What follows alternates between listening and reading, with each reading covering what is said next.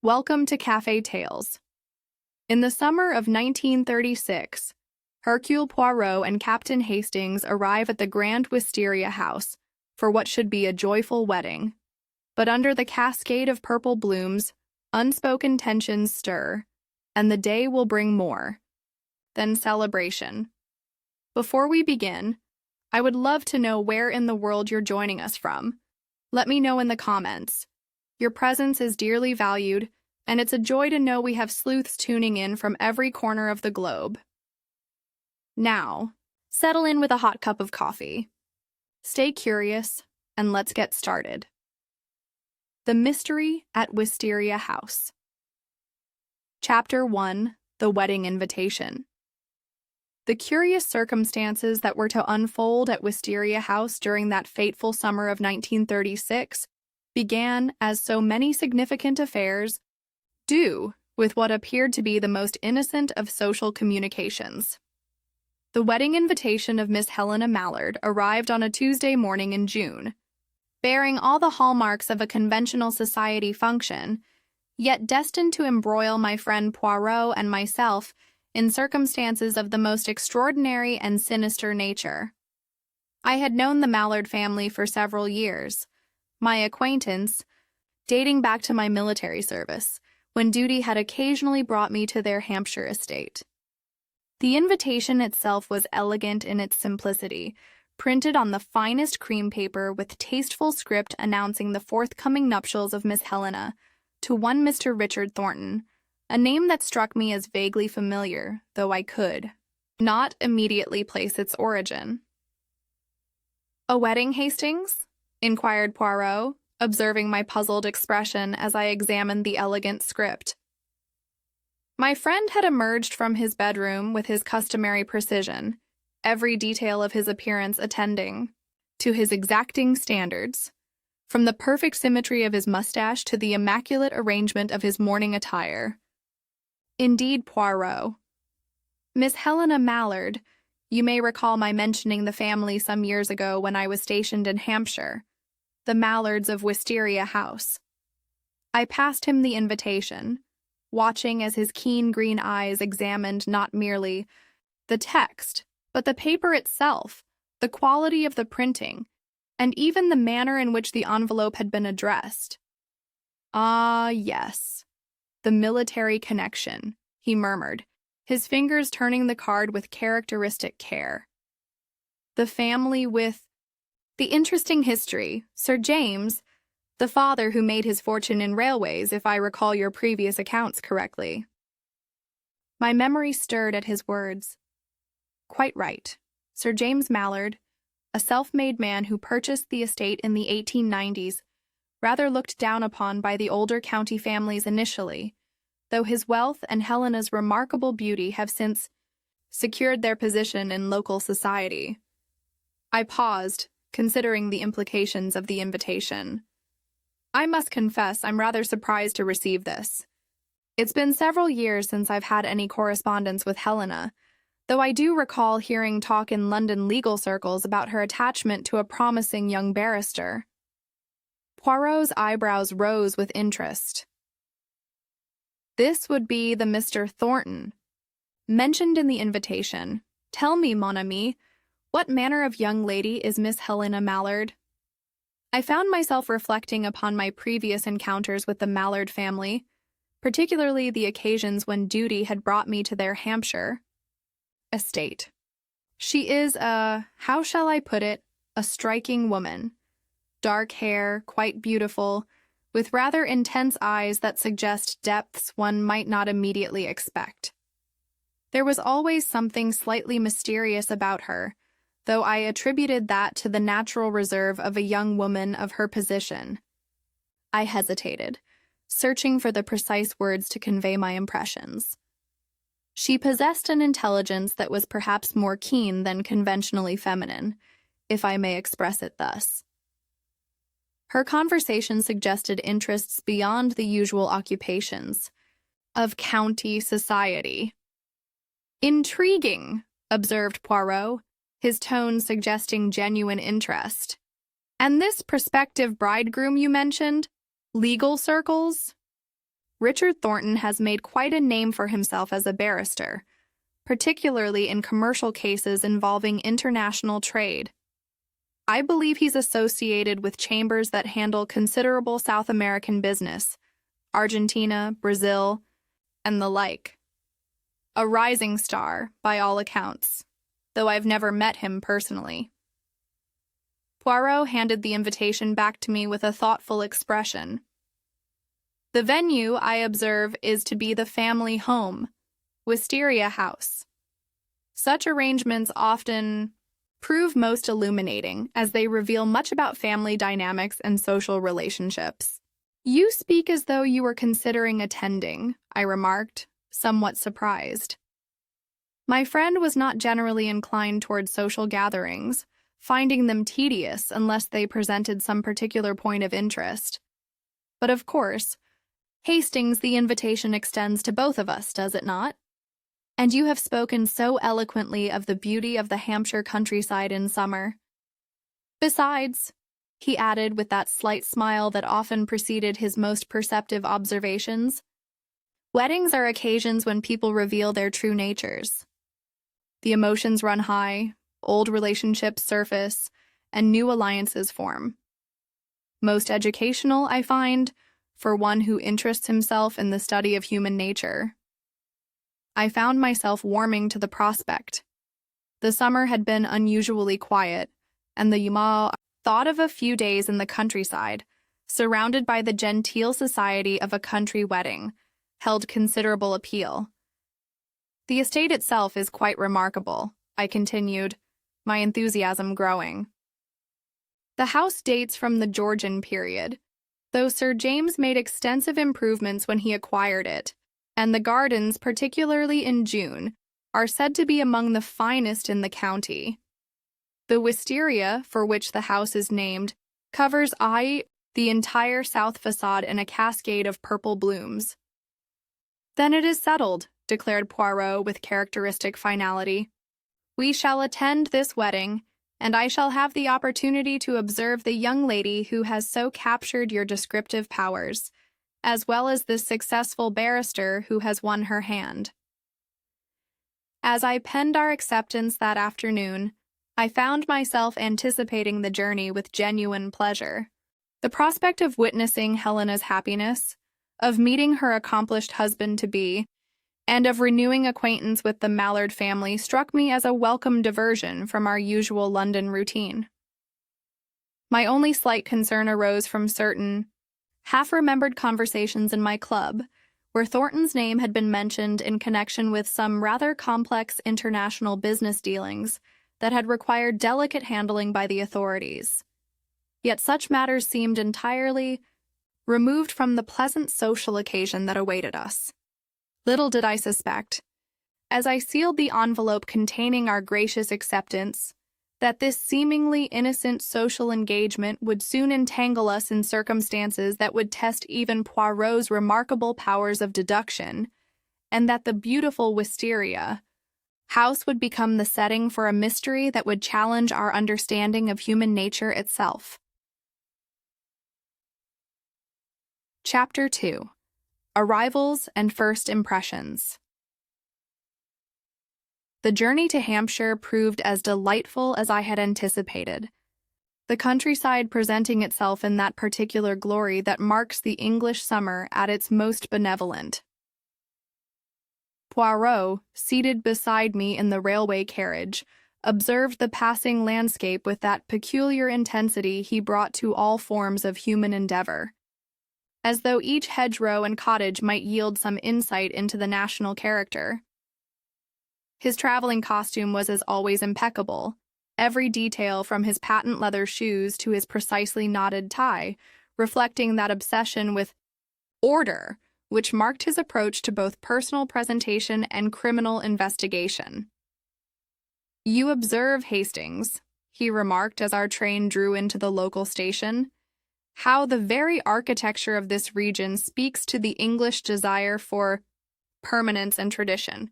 These buildings, they do not merely shelter. They make statements about their inhabitants' place in the social order. Indeed, as our hired motorcar wound through the village lanes toward Wisteria House, I found myself reflecting upon the truth of his observation. The cottages and manor houses we passed seemed to embody centuries of careful cultivation, each generation adding its own refinements while preserving the essential character that marked this corner of England as distinctly civilized. Wisteria House itself exceeded even my fond recollections. The Georgian facade rose before us with that perfect symmetry which so appealed to architectural sensibilities of its era, while the magnificent wisteria vines that gave the house its name cascaded across the southern wall in a spectacular display of purple blooms. The approach drive curved through landscaped gardens that spoke of both considerable expense and exquisite taste, with specimen trees and carefully tended flower beds creating vistas of remarkable beauty. "Montier," murmured Poirot, as our conveyance drew to a halt before the main entrance. One comprehends immediately why such properties inspire both admiration and perhaps certain less noble emotions. Our reception proved as warm as the June sunshine that bathed the estate. Sir James Mallard, though advanced in years, retained the vigorous bearing that had no doubt contributed to his remarkable rise from humble origins to his current position among the landed gentry.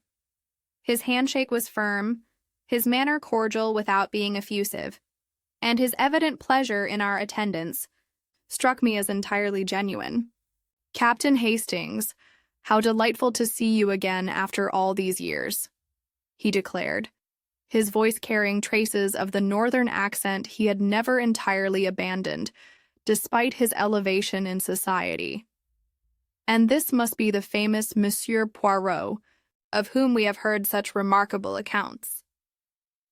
Lady Mallard, a woman of perhaps 55 years, who had clearly once possessed considerable beauty, greeted us with that particular grace which marks the accomplished hostess.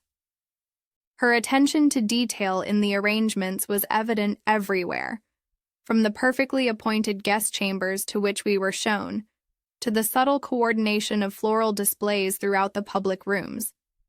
But it was Helena herself who commanded my immediate attention as we gathered for tea on the terrace overlooking the gardens. The years had refined rather than diminished her striking appearance, and I found myself somewhat disconcerted by the intensity of her dark eyes as she welcomed us to her family home.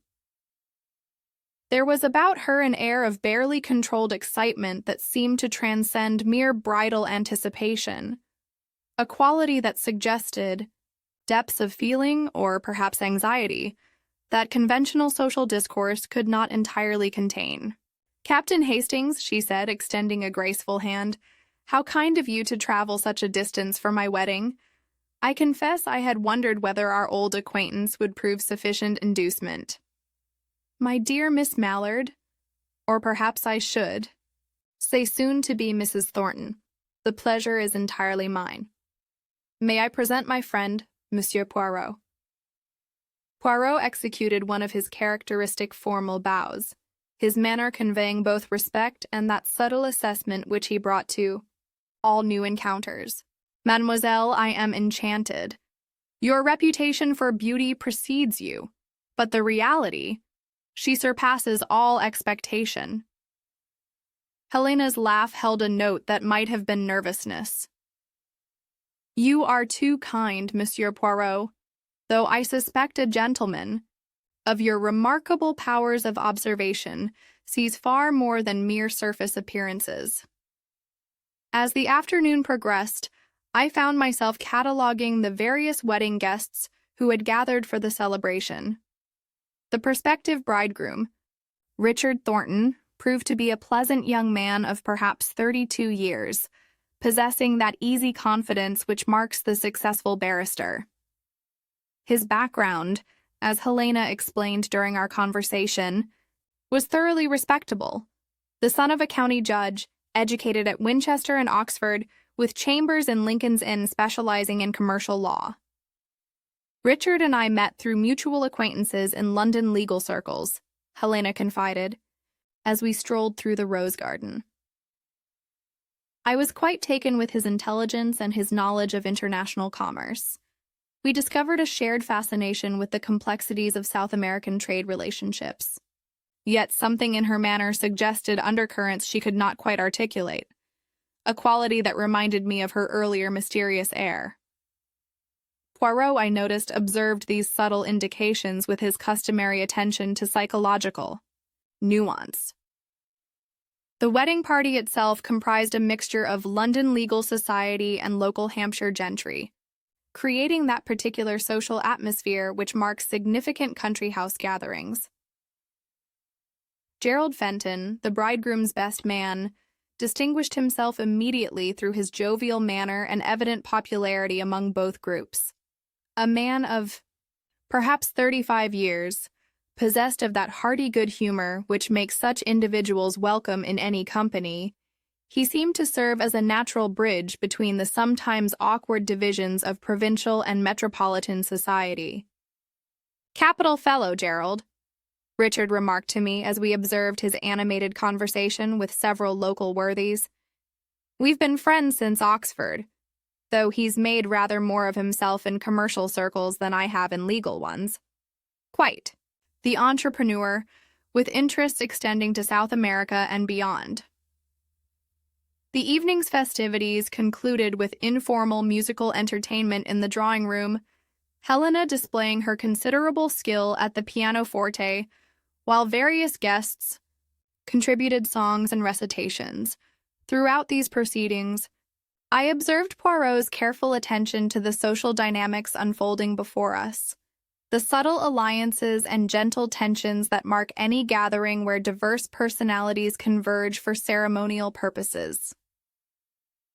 As I retired to my chamber that night, the sounds of the Hampshire countryside drifting through the open windows, I reflected upon the genuine pleasure this social interlude promised to provide. The wedding preparations appeared to be proceeding with admirable smoothness. The various participants seemed genuinely fond of one another, and the setting could hardly have been more delightful. Yet I could not entirely dismiss a faint sense of unease that had begun to trouble me. Something in Helena's manner, perhaps, or in the overly careful way certain topics of conversation were avoided when business matters arose during the evening's discussions. Chapter 3. An Unwelcome Guest. The second day of our residence at Wisteria House dawned with that particular brilliance which marks the finest of English summer mornings. I had risen early, drawn by the prospect of exploring the estate's renowned gardens before the heat of the day made such pursuits less agreeable. From my chamber window, the view across the carefully manicured lawns to the distant copse presented a scene of such pastoral beauty that one might easily forget the complexities and anxieties that mark modern existence. Poirot, I discovered upon descending to the breakfast room, had already completed his morning ablutions with that meticulous care which characterized all his personal habits. He sat at the mahogany table with his customary precision, consuming a modest breakfast while perusing correspondence that had arrived with the Morning Post. "Ah, Hastings," he remarked upon my entrance. "You observe the perfection of this domestic arrangement. Everything. It speaks to careful planning and attention to the smallest detail. Most instructive for one who studies the human character." Indeed, the household arrangements reflected Lady Mallard's considerable skills as a hostess. The servants moved with quiet efficiency. The table appointments were flawless, and the morning's menu provided both substance and variety without ostentation. Yet, I detected beneath this smooth surface certain undercurrents of nervous energy that suggested the approaching wedding was creating strains not immediately apparent to the casual observer. Helena herself appeared shortly before 9 o'clock, her manner betraying a restlessness that seemed at odds with the serene domestic atmosphere. She wore a morning dress of pale yellow muslin that complemented her dark coloring admirably, yet her movements possessed an almost feverish quality as, She moved between the breakfast sideboard and the French doors opening onto the terrace. "I trust you gentlemen slept well?" she inquired, though her attention seemed divided between our responses and some private preoccupation that commanded the greater portion of her thoughts. "Most excellently, thank you," I replied. "The country air, after the stuffiness of London, proves remarkably restorative. I was just commenting to Poirot upon the exceptional beauty of your gardens in this season." "Yes," she responded, though her gaze drifted repeatedly toward the drive visible through the morning-room windows. "Father has always taken particular pride in the grounds. He considers the landscape an extension of the house itself, each element carefully positioned to create the desired impression." The morning's tranquility was shattered shortly before 11 o'clock by the unexpected arrival of a motor car, whose occupant proved to be entirely unknown to the assembled company. Through the morning-room windows, I observed a portly gentleman of middle years extracting himself from what appeared to be a hired conveyance with considerable difficulty. His appearance was respectable without being distinguished, the sort of commercial traveler or minor professional one might encounter in any provincial town. Helena's reaction to this arrival was immediate and profound.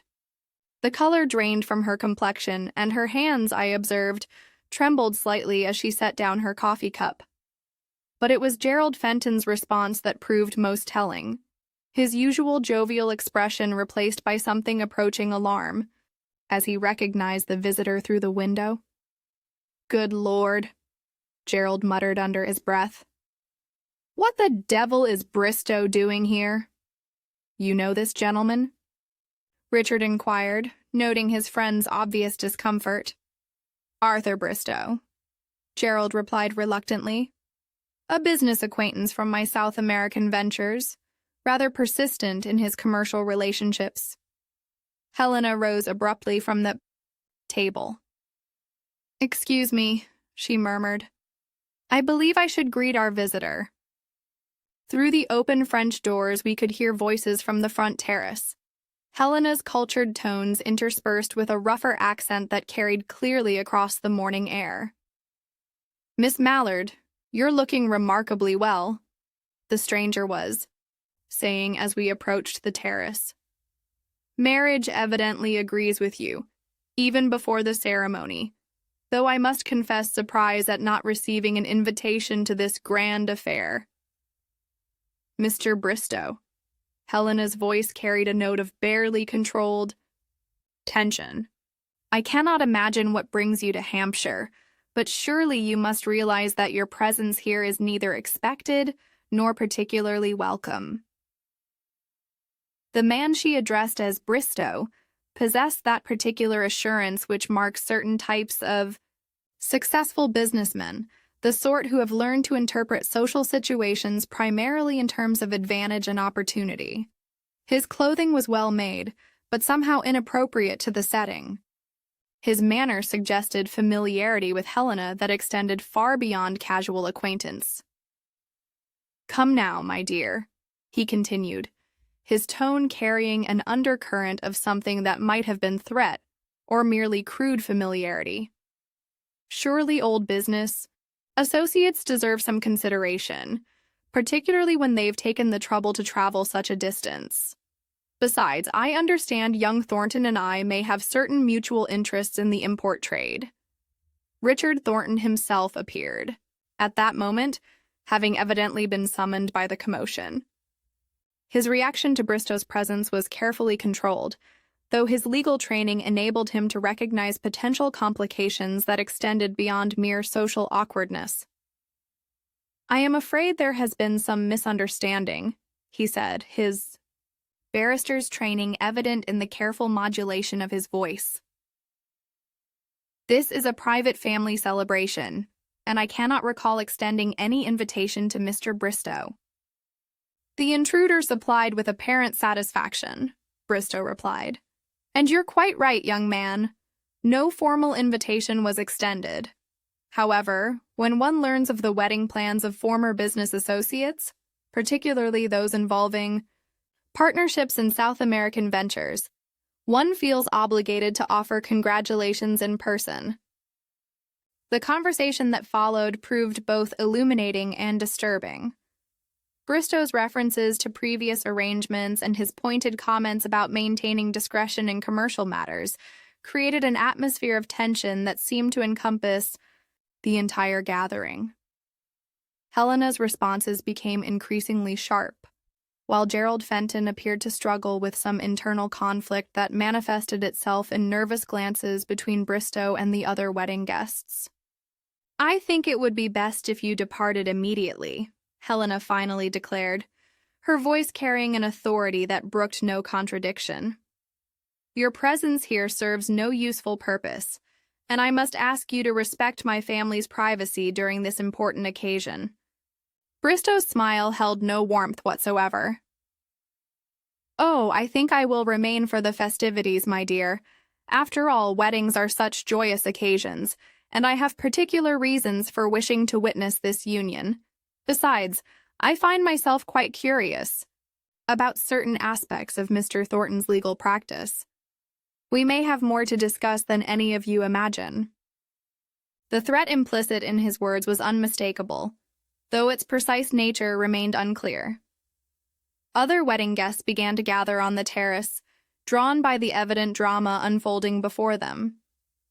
Richard's protective stance near Helena spoke eloquently of his concern, while Gerald's obvious distress suggested knowledge of circumstances that extended beyond the immediate confrontation.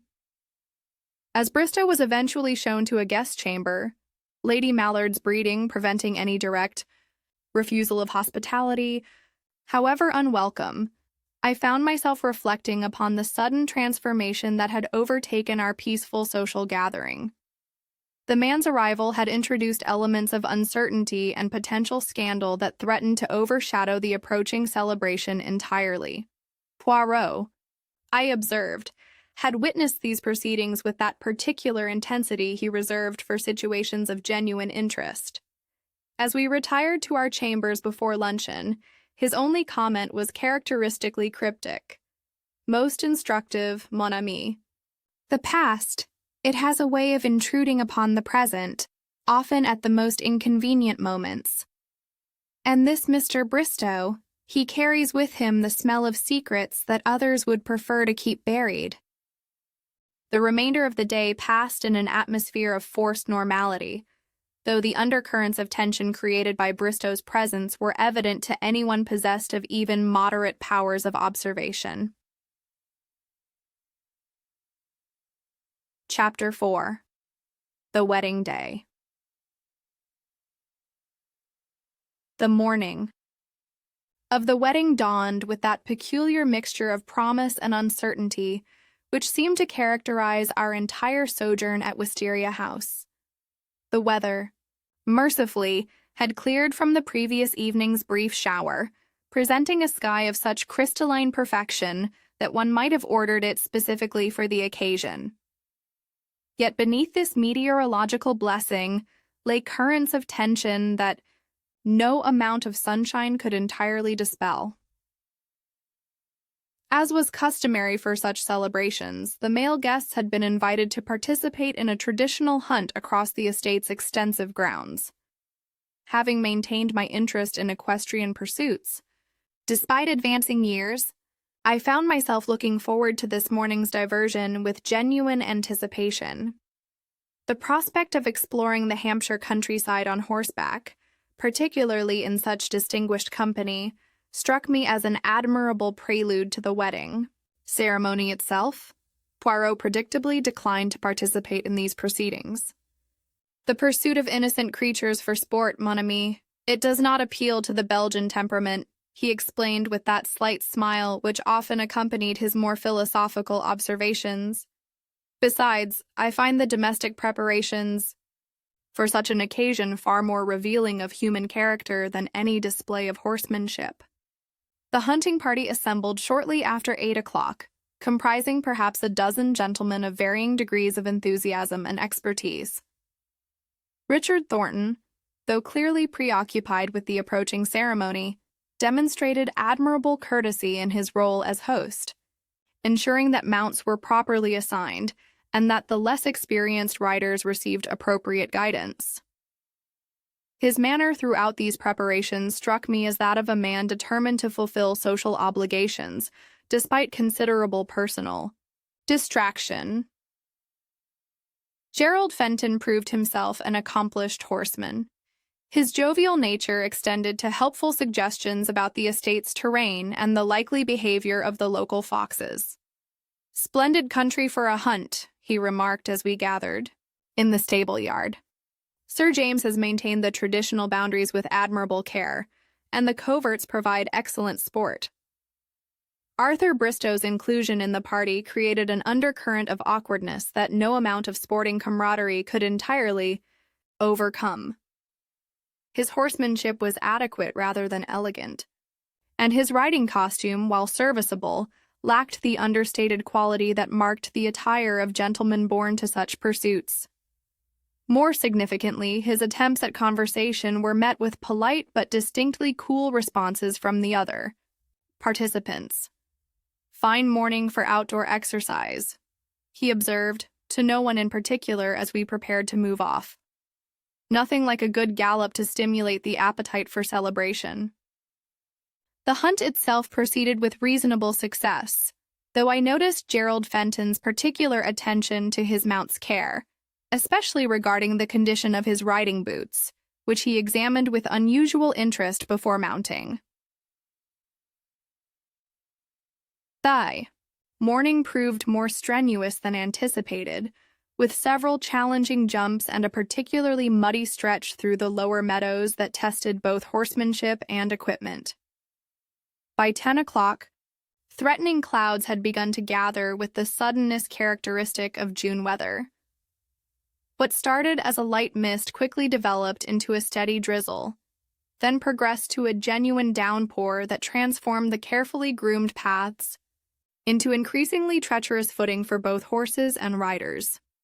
"We best return to the house," Richard announced as the precipitation intensified. "The last thing we need is for anyone to suffer injury on my wedding day." The retreat to Wisteria House proved none too soon, as the heavens opened with that sudden violence characteristic of summer thunderstorms. Our party arrived in the stable yard thoroughly soaked, our boots caked with mud, and our previous morning's grooming entirely undone. The contrast between our bedraggled appearance and the immaculate preparations visible throughout the house created a scene of almost comical incongruity. "Gentlemen, I suggest immediate attention to your toilet," Sir James advised with the practical wisdom of one long accustomed to country life. "The ceremony commences in precisely 1 hour, and I suspect our current appearance would not enhance the dignity of the occasion." The subsequent rush to chambers, baths, and fresh attire created a flurry of domestic activity that temporarily obscured the underlying tensions of Bristow's presence. Servants scurried between rooms with hot water, clean linens, and hastily pressed garments, while the gentlemen themselves navigated the delicate business of transforming muddy horsemen into wedding guests within the space of 60 minutes. My own preparations proceeded smoothly enough, though I confessed to some concern about the state of my morning dress after its exposure to the elements. Poirot, discovered in our sitting room perusing a volume of local history, observed my disheveled condition with evident amusement. "The English passion for outdoor sport. It creates most interesting contrasts," he remarked. "One moment the country gentleman in pursuit of the fox, the next the polished society guest prepared for sacred ceremony. Most illuminating in terms of social adaptability."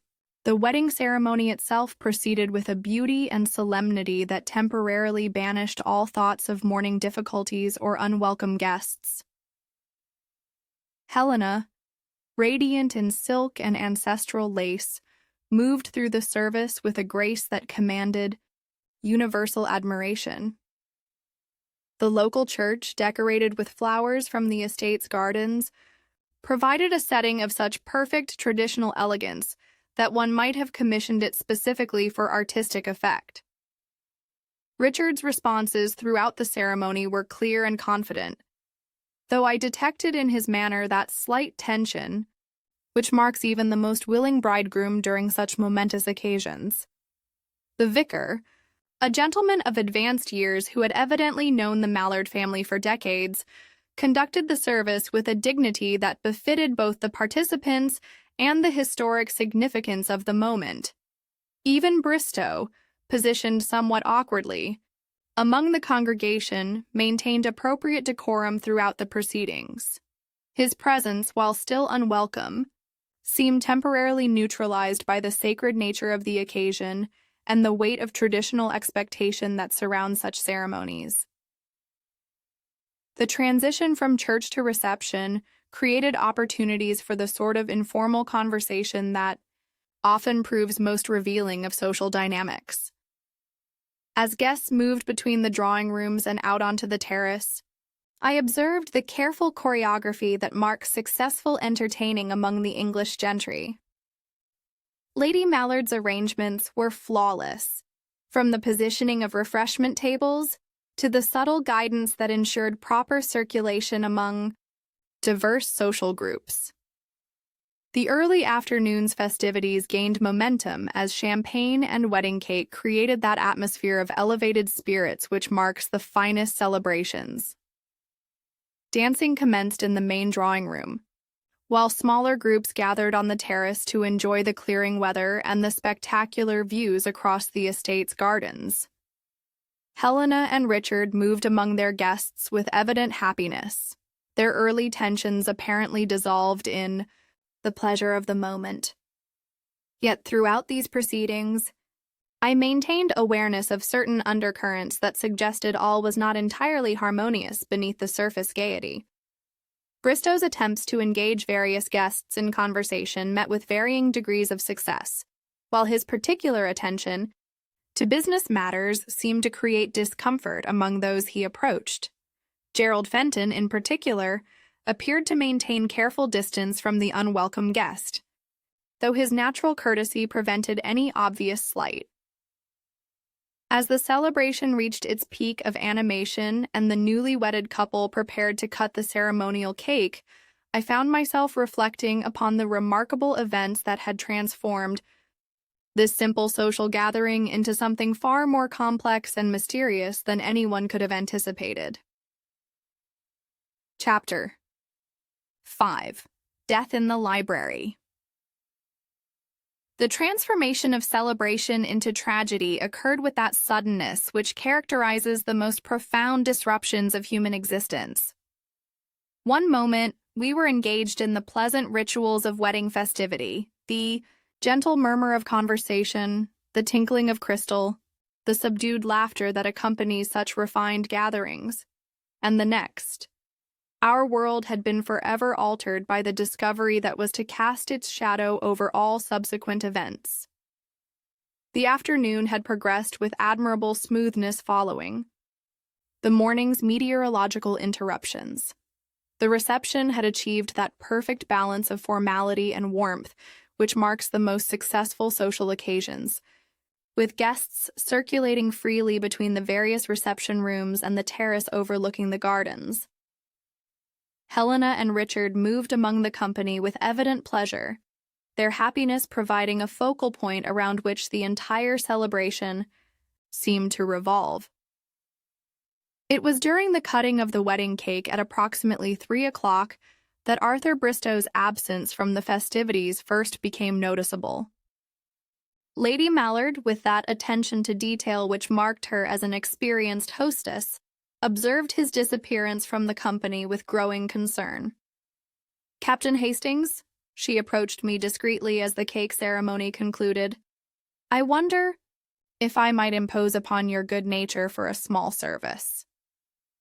It appears that Mr. Bristow has withdrawn from the celebration, and I'm rather concerned about his whereabouts. Would you be so kind as to make a discreet inquiry? I should hate for any guest to feel overlooked during such an important occasion." Her request, though phrased with characteristic diplomatic delicacy, carried undertones that suggested she shared the general relief at Bristow's absence from the immediate festivities. Nevertheless, the obligations of hospitality demanded that some attention be paid to his welfare, however unwelcome his presence might have proven. Of course, Lady Mallard, I shall be delighted to assist. My search for the missing guest began in the obvious locations: the smoking room, the billiard room, and the various smaller reception areas where a gentleman might retreat for solitude or reflection. Finding no trace of him in these obvious refuges, I expanded my inquiries to include the morning room and finally the library. That magnificent room lined with leather-bound volumes that served as Sir James's private sanctuary when not entertaining guests. It was here, in this temple to literature and learning, that I made the discovery which was to transform our pleasant social gathering into something far more sinister and complex. The scene that presented itself as I opened the heavy oak door remains etched in my memory with that particular clarity reserved for moments of profound shock. Arthur Bristow sat slumped in one of the leather reading chairs positioned near the large mullioned windows that provided natural illumination for scholarly pursuits. His position was that of a man who had simply dozed off while reading, not uncommon, in such comfortable surroundings. Yet something in the absolute stillness of his form immediately suggested a more permanent condition. My initial approach was cautious, prompted by that instinctive reluctance to disturb what might be merely peaceful sleep. However, as I drew closer, the true nature of the situation became horrifyingly apparent. A dark stain had spread across the right side of Bristow's head, while his clothing bore unmistakable evidence of violence that no amount of charitable interpretation could explain away. On the floor beside the chair lay a service revolver, a Webley of the type with which my military service had made me familiar. Near Bristow's left hand, a sheet of paper bore what appeared to be writing in his characteristic cramped script, though my initial shock prevented immediate examination of its contents. The discovery that followed my urgent summons brought the household's carefully orchestrated celebration to an abrupt and shocking conclusion. Sir James arrived first, his face growing grave as he absorbed the implications of the scene before us.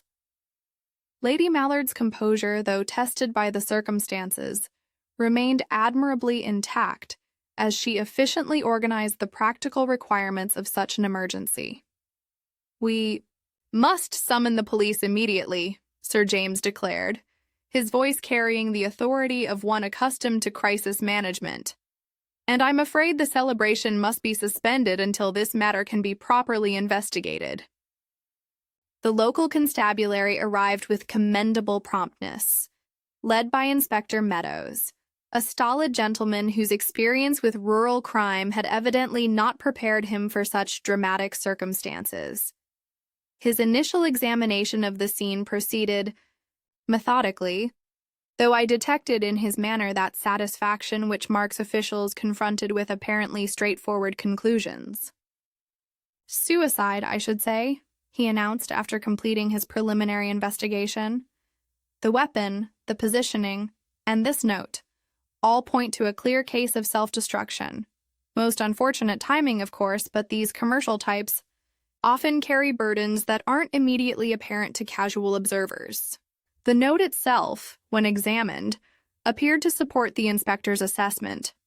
Written in Bristow's hand, it contained references to unbearable financial pressures and impossible obligations that suggested a man driven to desperate measures by circumstances beyond his control. The language was that of genuine despair, though something in its phrasing struck me as slightly theatrical, too carefully composed perhaps for a man in the extremity of self-destruction. Helena's reaction to these developments was immediate and profound. The news of Bristow's death seemed to affect her more deeply than mere shock at unexpected tragedy might account for, while her responses to the inspector's routine questions betrayed a nervousness that extended beyond normal social awkwardness in such circumstances. Mrs. Thornton, Inspector Meadows addressed her with the careful courtesy demanded by her social position. I understand you had some previous acquaintance with the deceased. Might I inquire about the nature of your relationship? Helena's hesitation before responding was brief but noticeable. Mr. Bristow was a business acquaintance of my family. I had not seen him for several years before his unexpected arrival yesterday. And your conversation with him yesterday morning? Several witnesses observed what appeared to be a rather heated exchange. Might you enlighten me as to the substance of that discussion? The color that rose in Helena's cheeks was clearly visible to all present. He had certain misconceptions about old family business matters. I merely attempted to clarify that such concerns were no longer relevant. Inspector Meadows made careful notes of these responses, though his manner suggested growing interest rather than satisfied acceptance. The timing of Bristow's death, occurring as it did during the wedding reception and so soon after the public disagreement, created implications that even the most charitable interpretation could not entirely dismiss. Richard Thornton's support of his new wife was immediate and unqualified, though I detected in his legal training a recognition of the potential complications these circumstances might create. His responses to the inspector's questions were precise and helpful, yet carried that careful quality which marks those who understand the importance of exact language in official proceedings. Poirot, who had observed these developments with his characteristic attention to detail, approached me as the inspector concluded his initial investigation. His manner suggested thoughts that extended far beyond the obvious conclusions being drawn by the official inquiry. "Most interesting, mon ami," he murmured, his keen eyes surveying the library with methodical precision. "The scene, it tells a story, but perhaps not the story that appears so obvious to our good inspector." As the wedding guests departed in subdued confusion, and the household settled into the grim business of dealing with unexpected death, I found myself reflecting upon the remarkable transformation that had occurred within the space of a few short hours. What had begun as a celebration of love and new beginnings had become something far darker and more complex, a puzzle that would test even Poirot's legendary powers of deduction before its final resolution could be achieved. Chapter 6. Under Suspicion.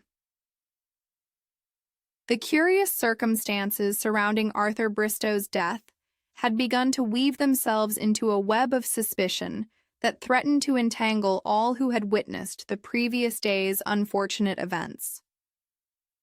As a retired military officer with ample experience of human nature under stress, I found myself uniquely positioned to observe the subtle transformations that occur when ordinary social gatherings become the subject of criminal investigation.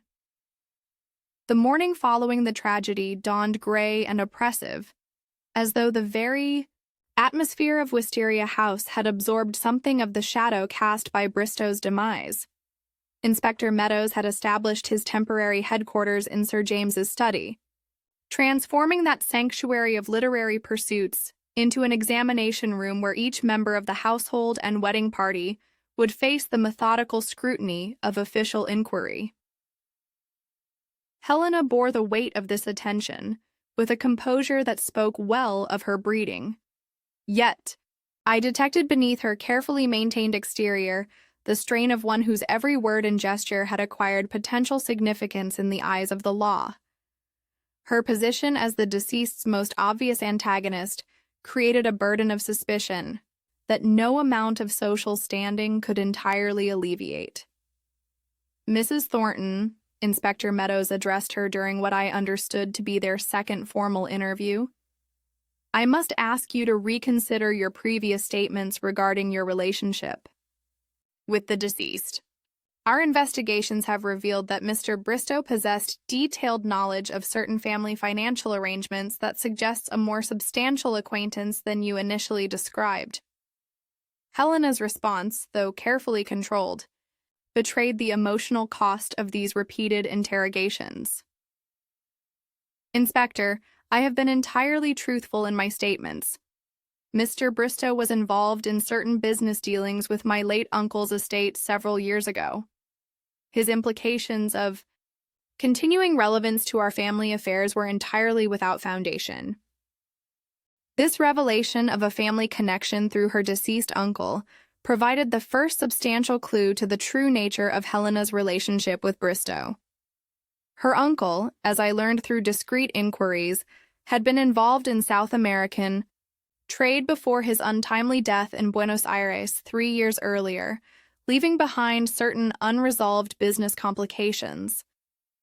Yet, even as she spoke these words with admirable conviction, I observed the slight tremor in her hands that suggested depths of anxiety not immediately apparent to casual observation. My own military experience had taught me to recognize the signs of nervous strain, and Helena's behavior exhibited all the characteristics of one laboring under pressures that extended beyond mere grief at unexpected death. Richard Thornton's support of his bride remained unwavering, though his legal training had clearly identified the potential gravity of their situation. During his own interview with the inspector, he displayed that careful precision of language which marks the accomplished barrister. Yet I detected undertones of concern that suggested recognition of circumstances beyond his professional control. My wife's distress at Mr. Bristow's intrusion was entirely understandable, he stated with measured emphasis. The man's behavior was presumptuous and inappropriate for such an occasion. However, to suggest that this justifies suspicion of involvement in his death strikes me as a most alarming leap of logic. Inspector Meadows, however, appeared unconvinced by these protestations of innocence. His investigation had begun to focus with increasing intensity upon the timing of events. The opportunity for private conversation with the deceased and the apparent contradiction between Helena's claimed limited knowledge of Bristow's affairs and the intimacy suggested by their public confrontation. The facts, as I understand them, the inspector explained to Sir James during a conversation I was privileged to overhear, point to a young woman with both motive and opportunity. The deceased clearly possessed information about her family's business dealings that caused her considerable distress, and his death occurred at a moment when she could have acted without immediate detection. This official line of reasoning created an atmosphere of mounting tension throughout the household that no amount of careful courtesy could entirely conceal.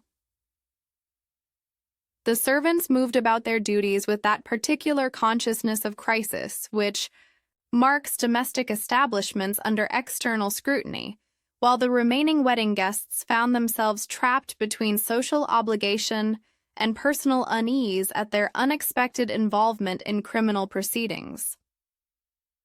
Poirot's response to these developments differed markedly from the inspector's methodical but conventional approach. Rather than focusing primarily upon the obvious suspect, my friend had begun that characteristic process of detailed observation and seemingly casual inquiry, which preceded his most brilliant deductive achievements. I discovered him on the morning of the second day, examining the library with that meticulous attention to detail which marked his investigative method. His interest appeared to center not upon the chair where Bristow's body had been discovered, but rather upon the carpet and furnishings in the immediate vicinity, particularly near the windows where the morning light provided optimal illumination. "You observe something significant, Poirot?" I inquired, noting his particular attention to a section of polished floor near the reading table. "Perhaps, mon ami. The eye, it sees many things, but the trained mind, it must distinguish between the significant and the merely coincidental. Tell me, Hastings, what impressions did you form of the hunting party's return yesterday morning?" This seemingly tangential inquiry struck me as typical of Poirot's approach to complex problems. the usual mixture of enthusiasm and incompetence that mark such gatherings. The weather proved unfortunate naturally, and we returned considerably, the worse for wear. Ah, yes, the weather. Most inconvenient for outdoor pursuits, but perhaps illuminating in other respects. You recall the condition of the participants upon your return? Thoroughly soaked and muddy, I'm afraid. The stable yard resembled a battlefield after our retreat from the elements. We all required immediate attention to our dress and personal grooming. Poirot nodded with evident satisfaction. Precisely. And the boots. Hastings, you observed the condition of the footwear following this morning's adventure? His question seemed to possess significance that extended beyond mere curiosity about hunting attire, though I confess myself unable to penetrate his reasoning. Much as one would expect after traversing muddy terrain in a downpour. Nothing remarkable in that, surely? Perhaps not remarkable, but potentially most instructive. The details, mon ami. Always it is the details that illuminate the truth. Throughout this period of official investigation and private inquiry, I maintained careful observation of the various personalities involved in our increasingly complex situation. Gerald Fenton, the bridegroom's best man, displayed that particular combination of helpful cooperation and underlying nervousness, which often marks those caught between loyalty to friends and respect for legal authority. His responses to Inspector Meadows's questions were forthright and apparently complete, yet I detected occasional hesitations that suggested thoughts he chose not to express. Bristow struck me as a rather unpleasant fellow, he admitted during one conversation. The sort who enjoys creating discomfort for others through implications of knowledge he may or may not actually possess. Not the type one would ordinarily welcome at such a celebration. His assessment of the deceased aligned with my own observations. Yet something in his manner suggested reservations about aspects of the situation that he deemed inappropriate for public discussion. The complex dynamics of loyalty and suspicion that mark any group subjected to criminal investigation had begun to manifest themselves among our small company with increasing clarity. As the investigation proceeded and Inspector Meadows's suspicions regarding Helena's involvement became increasingly apparent, I found myself reflecting upon the remarkable transformation that had occurred within our small social circle. What had begun as a celebration of new beginnings had evolved into a test of character and loyalty that would leave permanent marks upon all involved, regardless of the ultimate resolution of Bristow's mysterious demise. Chapter 7. The Little Gray Cells at Work. The curious developments at Wisteria House had begun to assume that particular character which marks the most perplexing criminal investigations, a quality wherein obvious conclusions prove increasingly unsatisfactory under careful scrutiny, while seemingly insignificant details acquire unexpected importance. As a former military officer with considerable experience of human nature under extreme circumstances, I found myself drawn into the intricate web of suspicion and counter-suspicion that now enveloped our formerly pleasant social gathering. Poirot's approach to the mounting crisis differed markedly from Inspector Meadows's methodical but conventional investigation, where the official inquiry focused upon motive and opportunity in their most obvious manifestations. My friend had begun that characteristic process of detailed observation and psychological analysis, which preceded his most remarkable deductive achievements. His behavior during the third morning following Bristow's death suggested thoughts that extended far beyond the apparent simplicity of suicide or the inspector's growing conviction regarding Helena's guilt. Discovered him in the library shortly after breakfast, examining the scene of the tragedy with that meticulous attention to minute details which marked his investigative method. His interest appeared to focus upon aspects of the room that had escaped official notice: the precise positioning of furniture, the arrangement of books upon nearby shelves, and most particularly the condition of the polished floor in the immediate vicinity of where Bristow's body had been discovered. "Hastings, mon ami," he said, without looking up from his examination of the carpet near the windows. "Approach, if you please, and tell me what observations you make regarding this particular area." I complied with his request, though I confess myself unable initially to perceive anything remarkable about the section of flooring that commanded his attention.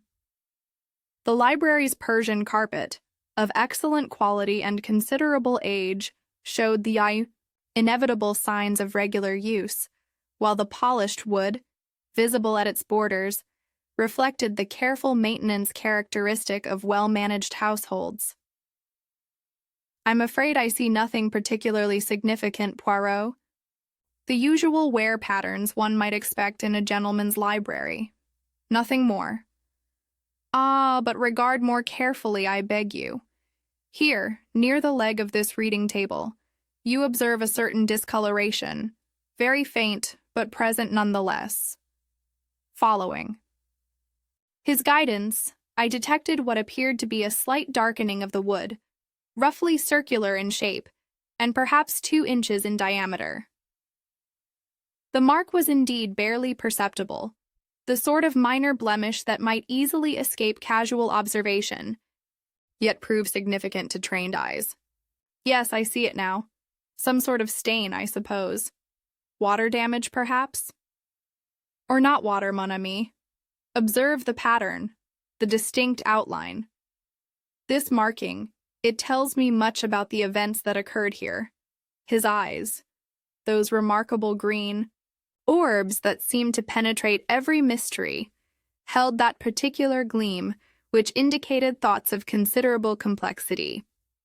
Tell me, Hastings, during your examination of the deceased's papers yesterday, what did you observe regarding his handwriting?" This apparent digression struck me as characteristic of Poirot's method, though I struggled to perceive the connection between Bristow's penmanship and the library's flooring. His script was rather cramped and distinctive. As I mentioned, the suicide note bore all the characteristics of his usual style, though Inspector Meadows had it examined by an expert to confirm authenticity. "Ah, yes, the expert examination. And what conclusion did this specialist reach?"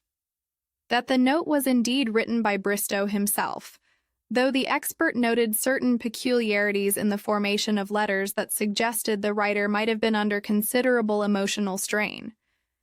Poirot nodded thoughtfully. "Or perhaps copying from another example of his own handwriting. Tell me, mon ami, what did our departed guest carry with him in terms of correspondence or personal papers?" I reflected upon the inventory of Bristow's possessions that Inspector Meadows had compiled. Several business letters, a leather portfolio containing various commercial documents, and what appeared to be a sample contract for import arrangements. The sort of paperwork one might expect from a man involved in international trade.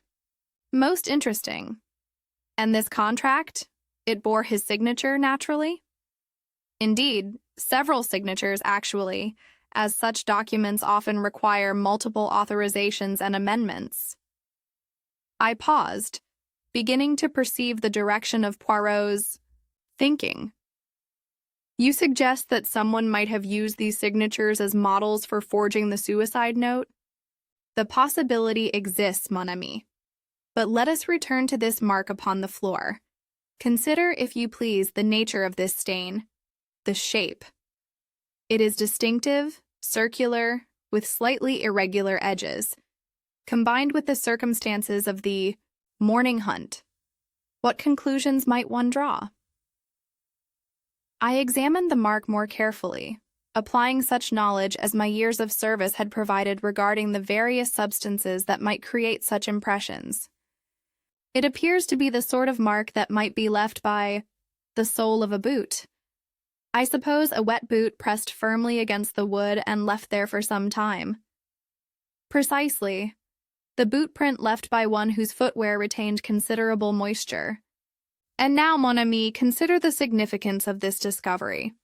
The library floors were cleaned and polished by the efficient staff before the wedding ceremony commenced.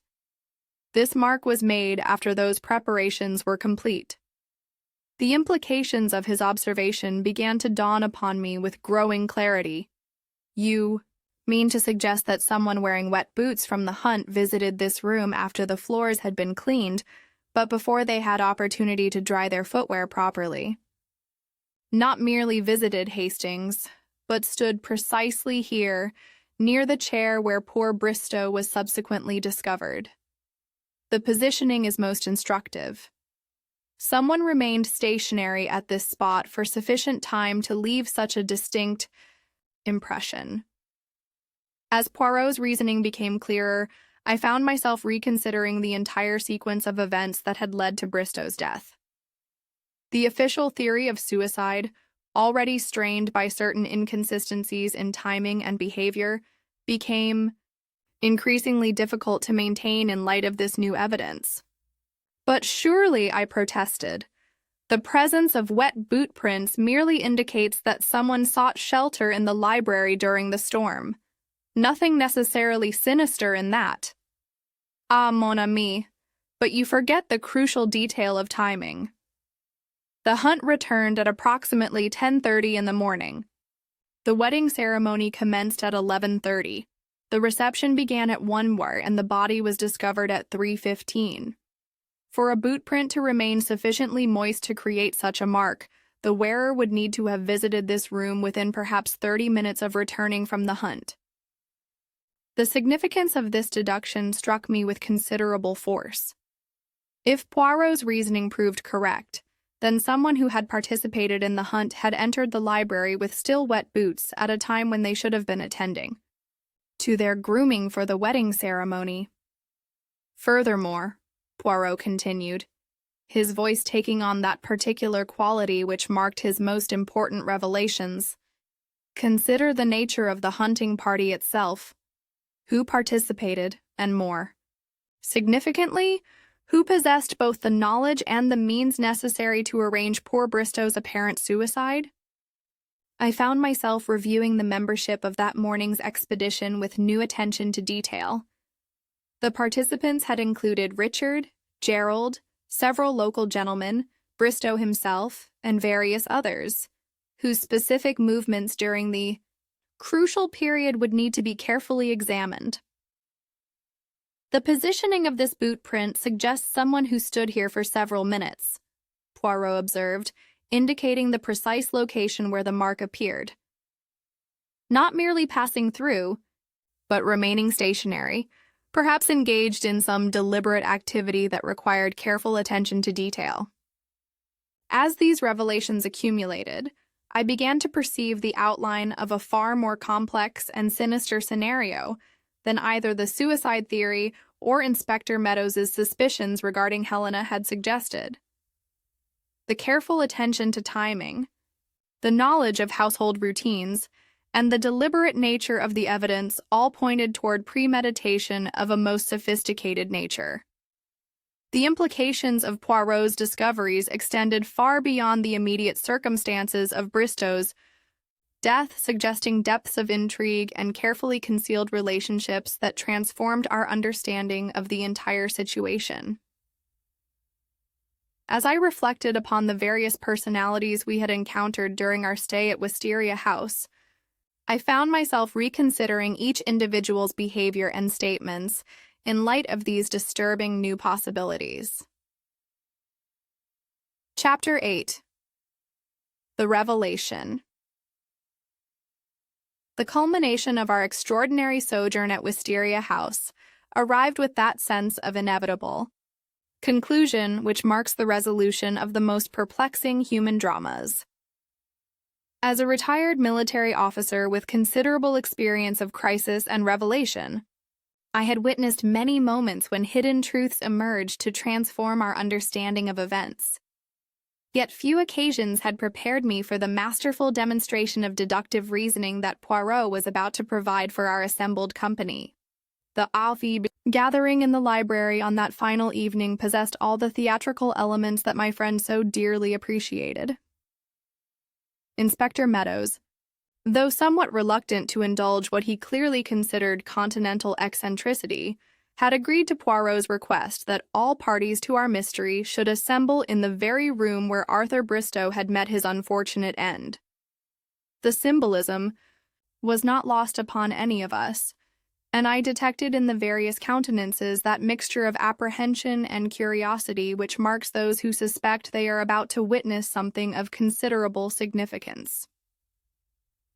Helena and Richard occupied chairs near the fireplace, their newly wedded state lending them a natural unity against the suspicions that had clouded their brief married life. Sir James and Lady Mallard maintained their characteristic dignity, despite the strain of recent events, while Gerald Fenton positioned himself somewhat apart from the others, his usual jovial manner replaced by something approaching weariness.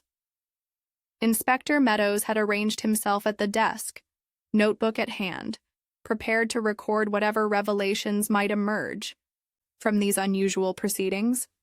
"Messieurs, mesdames," Poirot began, his voice carrying that particular authority which had commanded attention in drawing rooms across Europe. "We gather tonight to examine a tragedy that has transformed celebration into mourning, joy into suspicion, and apparent simplicity into complex deception." His opening words established the gravity of the occasion while maintaining that dramatic flair which so characterized his approach to revelation. I observed the faces before us with careful attention, noting the subtle variations in expression that marked each individual's particular relationship to the unfolding drama. "The death of Arthur Bristow," Poirot continued, "presented itself initially as suicide, a conclusion supported by physical evidence and apparently confirmed by the deceased's own written confession.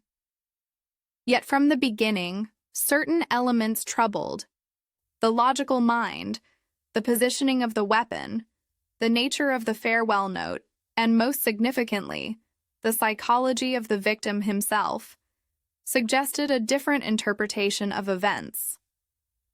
Inspector Meadows shifted somewhat impatiently in his chair.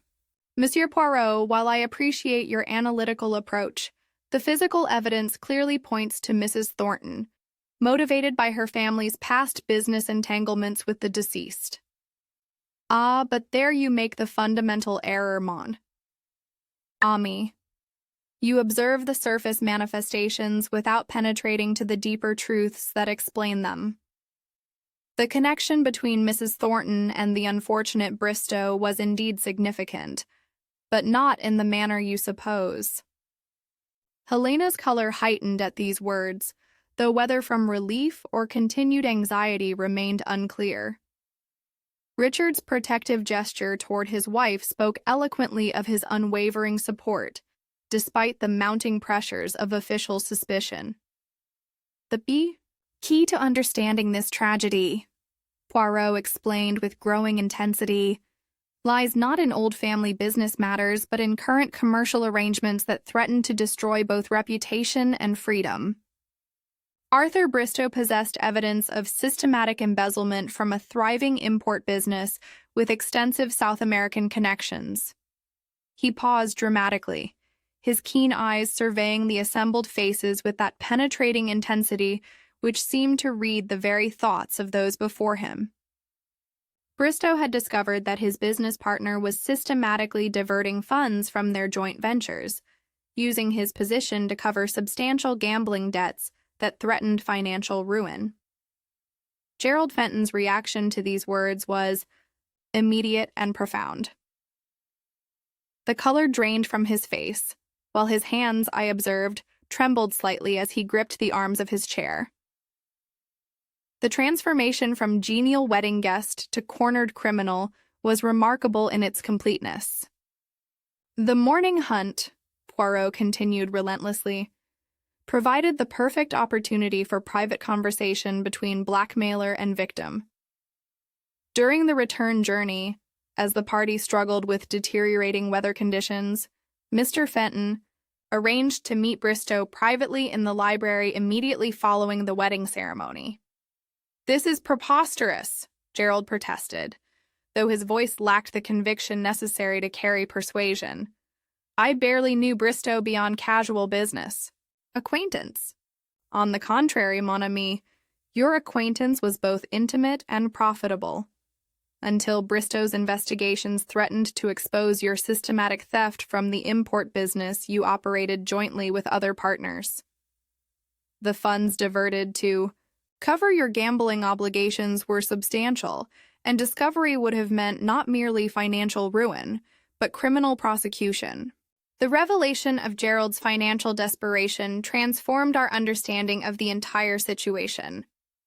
What had appeared to be random coincidence now revealed itself as careful planning, while the apparent spontaneity of the crime dissolved under scrutiny of its methodical execution. "The murder itself was carefully planned," Poirot explained, his voice taking on that particular quality which marked his most impressive deductions. "During the hunt's early return, Mr. Fenton deliberately preserved the moisture in his riding boots by concealing them in the stable tack room, rather than allowing them to dry properly. After quickly changing his outer garments for the ceremony, he retained these damp boots for his planned meeting with Bristow." The physical evidence that had so puzzled our initial investigation now assumes its proper significance. The wet boot print that Poirot had discovered near Bristow's chair provides irrefutable proof of the murderer's presence at the crucial moment, while the timing eliminates all other members of the hunting party who had properly attended to their grooming. "The suicide note," Poirot continued inexorably, "was prepared using samples of Bristow's handwriting found among the commercial correspondence he carried. The killer had ample opportunity to study these documents during their business relationship, enabling him to create a convincing forgery when the need arose. The shooting itself was accomplished with cold calculation," he explained further. "The weapon, Mr. Fenton's service revolver from the war, was positioned to suggest self-destruction, while the prepared note was placed beside the body. The way timing, during the height of wedding festivities, ensured that the crime would not be discovered until the murderer had ample opportunity to establish his alibi among the celebrating guests." Gerald's composure finally collapsed under this methodical exposition of his guilt. The jovial best man, the loyal friend, the popular guest, all revealed themselves as elaborate masks concealing the calculating mind of a desperate criminal. His confession, when it came, possessed that quality of relief which marks those who can no longer sustain the burden of deception. Helena's quarrel with Bristow, Poirot concluded, concerned her late uncle's estate, in which Bristow had discovered certain irregularities years earlier. Her distress stemmed from fear that these old scandals might emerge to taint her wedding day, not from any involvement in current crimes. Inspector Meadows, his notebook recording every detail of this extraordinary revelation, gradually assumed control of the situation with the efficient authority of official duty. The transformation of social gathering into criminal proceeding proceeded with that inexorable quality which marks the triumph of justice over deception. As the evening concluded and Gerald Fenton was led away to face the consequences of his actions, I found myself reflecting upon the remarkable demonstration of analytical genius I had witnessed. Poirot's ability to penetrate beyond obvious appearances to hidden truths had once again vindicated his confidence in the power of pure reason to illuminate even the most carefully concealed mysteries. The shadow that had threatened to destroy Helena and Richard's future happiness had been lifted through the application of those little gray cells which my friend so frequently invoked as his primary investigative weapon. Epilogue. The train to London carried us away from Hampshire 3 days after Gerald Fenton's arrest. The countryside passed in a gentle blur of green fields and cottage gardens that seemed to mock the dark events we had witnessed. I found myself reflecting, as the wheels clicked rhythmically along the tracks, upon the extraordinary transformation that had occurred at what should have been a celebration of love and new beginnings. Poirot sat opposite me in our compartment, immaculate as always despite our recent trials, his green eyes contemplating the landscape with that peculiar intensity he brought to all observations.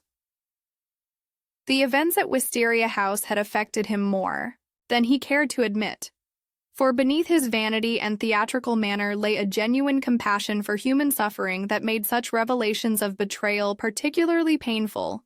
"It is curious, mon ami," he remarked, breaking the comfortable silence between us, "how the seeds of tragedy are so often sown by the very qualities we most admire in human nature: loyalty, friendship, the desire to protect those we care about. In Gerald Fenton, these virtues became the instruments of his destruction." I nodded, understanding his meaning. Gerald's fondness for gambling had been present since his Oxford days. A harmless indulgence at first, but when coupled with his access to business funds and his determination to remain Richard's trusted friend, it had created a spiral of deception that could only end in disaster.